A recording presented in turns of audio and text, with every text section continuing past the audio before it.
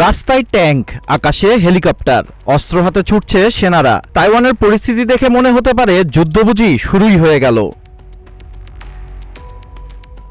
তাইওয়ানের রাস্তায় এখন ট্যাঙ্কের দাপট। একদিকে সাজোয়াজান ছুটছে, অন্যদিকে আকাশে সামরিক হেলিকপ্টার, আর মুহূর্তে রাস্তায় নেমে পড়ছে সশস্ত্র সেনারা। দৃশ্য দেখে প্রশ্ন একটাই, তাইওয়ানে কি যুদ্ধ শুরু হয়ে গেল?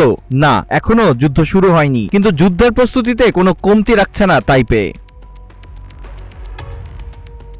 এদিকে সম্ভাব্য চীনা হামলা ঠেকাতে দ্বীপজুড়ে শুরু হয়েছে বিশাল সামরিক মহড়া হানকুয়াং। 10 দিনের এই মহড়ায় চলছে সরাসরি গুলিবর্ষণ, চলছে ট্যাঙ্ক ও সাজোয়াজানের মহড়া, হেলিকপ্টার নামছে নির্দিষ্ট এলাকায়, আর যুদ্ধের পরিস্থিতি তৈরি করে দ্রুত সেনা মোতায়েনের অনুশীলন চলছে। এবারের মহড়ায় মাঠে নেমেছেন 20,000-এর বেশি সেনা। এর মধ্যে রয়েছেন প্রায় 5,000 রিজার্ভ সদস্য। তবে আসল চমক অন্য জায়গায়। যদি চীন হামলা চালায় আর প্রথম আঘাতেই কোনো বিমান ঘাঁটি ধ্বংস হয়ে যায়, তাহলে কি করবে তাইওয়ান? সেটাই এবার পরীক্ষা করছে তাইপে। বিকল্প ঘাঁটিতে যুদ্ধ বিমান সরানো, জরুরি অবস্থায় নৌবাহিনী মোতায়েন, সামরিক ঘাঁটি ক্ষতিগ্রস্ত হলেও যুদ্ধ চালিয়ে যাওয়া, সবকিছুরই মহড়া চলছে।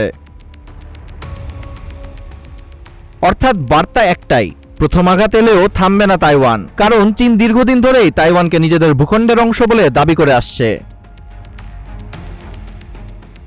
আর তাইওয়ানও বুঝিয়ে দিচ্ছে হামলা হলে প্রতিরোধের প্রস্তুতি রয়েছে।